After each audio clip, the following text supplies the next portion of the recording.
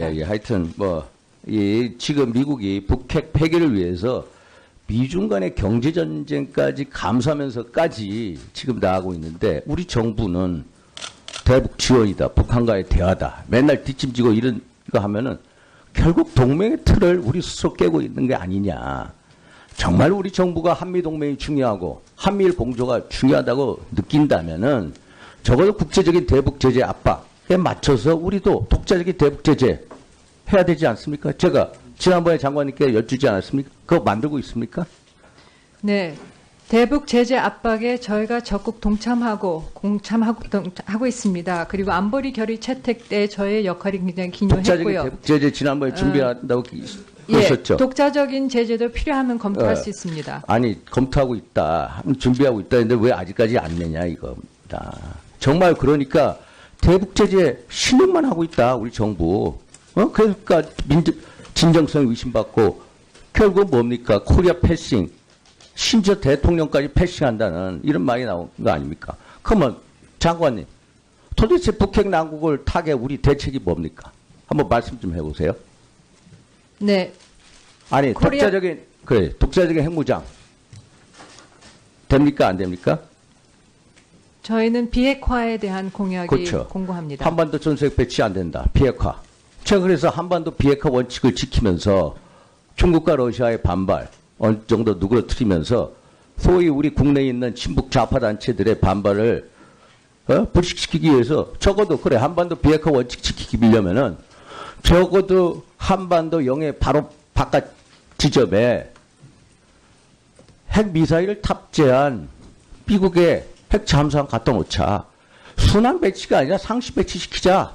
비용을 우리가 대자. 그리고 심지어 핵 공유협정을 맺자. 이런 식으로 제가 카드를 제시하지 않았습니까? 이게 오히려 우리가 확장 억제에 대해서 위구심이 있지 않습니까? LA 포기하면서까지 한국의 서울을 지켜줄 거냐? 포장을 못 받고 있지 않습니까? 그래서 박병석 의원님께서도 문서화를 하자 여러 가지 하고 있지 않습니까? 그럴 바에야 가장 가까운데 한반도 영해 바깥에 바로 그 지점에다가 핵미사일 탑재 핵 잠수함 갖다 놓자. 그 핵 공유협정까지 맺자. 이게 가장 구체적인 앞전이다. 이런 거에서 왜 검토를 안 하시냐. 이런 말씀입니다. 왜? 제가 지난번 말씀드렸죠. 검토해달라고. 네. 우선 의원님께서 말씀하신 그 코리아 패싱에 대해서 말씀드리겠습니다. 그 코리아 패싱 얘기가 자꾸 나오는데 이거는 있을 수도 없고 없는 얘기입니다.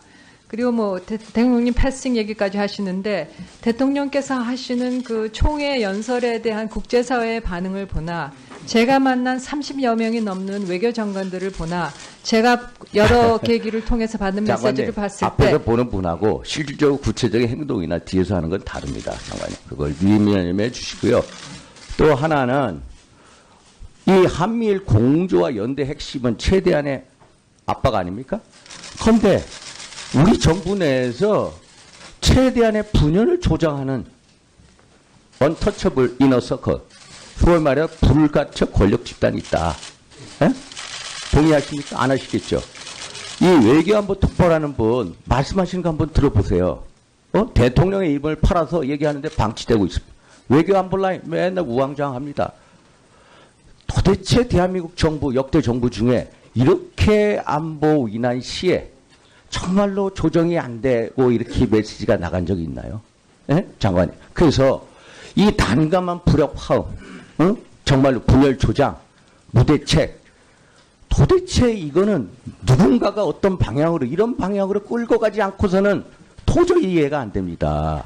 그래서 이 외교 안보 라인 진영에 언터처블 이너서클, 불가처 권력 집단이 존재한다. 물론 장관님 동의 안 하시겠죠. 그런데도 도대체 누군가가 왜 이런 식으로 분란을 조장하면서 한미일 공조를 일부러 깨가면서까지 이런 식으로 하냐 이겁니까? 도대체 결국 이분들은 북핵을 만들 시간적인 여유를 주고자 하는 게 아닌가.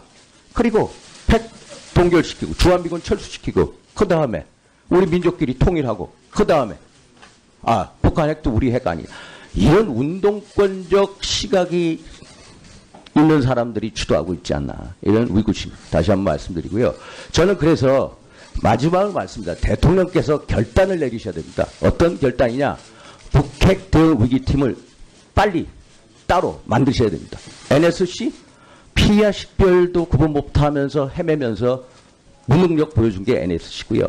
외교 라인 그 NSC에 끌려다니면서 대책도 제시 못하는 그런 무기력함 보여주는 게 외교 라인. 안보 라인 정말로 우왕좌왕하면서 시간 낭비하고 있는 게 안보 라인이다. 도대체 능력 부족이고 결기 부족이다. 지금 이분들 다 바꿔라? 그럴 시간적인 여유가 없습니다. 그럼 어떻게 되느냐? 대통령께서 결단을 내리셔가지고 빨리 북핵 대응을 지휘할 G라인을 새롭게 빨리 짜셔야 됩니다. 정말로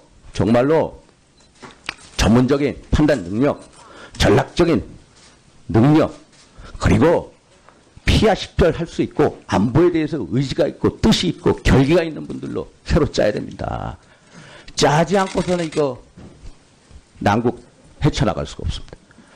그래서 저는 정말로 대통령께서 이번 국정감사를 통해서 가장 중요한 외교안보 라인의 문제점 정말로 새롭게 지금 장관님들 바꿔라 이게 아닙니다.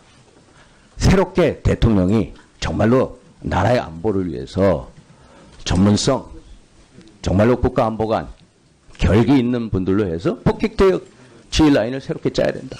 그래야 이 난국을 돌파할 수 있다. 정말 청와대에 계신 분들 제가 말씀드린 정말로 대통령께 이런 건의 한번 해주십사 하는 부탁의 말씀드립니다. 장관님 판단은 어떠세요? 네, 의원님 우선 앞서 지적하신 그 확장 억제에 대한 의구심 말씀에 대해서는요.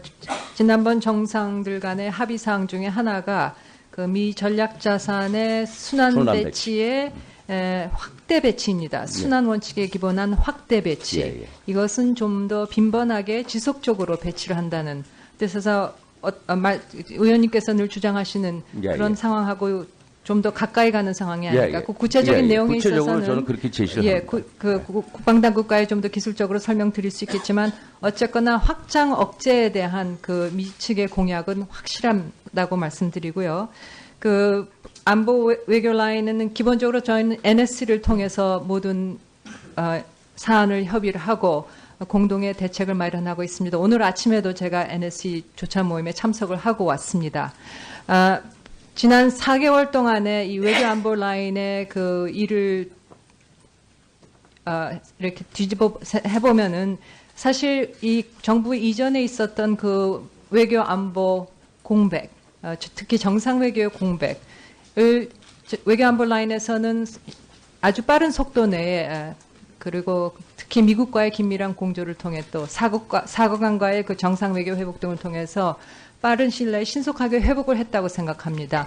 물론 개인 차이는 있을 수 있겠지만은 NSC를 중심으로 그 팀을 만들어서 긴밀히 협의를 하고 대책을 강구해 나가고 있다고 말씀드릴 수가 있겠습니다. 물론 그 결과를 나타내기 위해서는 좀 더 시간이 걸릴 수 있을지 모르겠지만 한 분 한 분 다 특징과 그런 역량이 있는 분이시고 팀으로 긴밀히 협의하면서 일을 해나가고 있다고 말씀드리겠습니다.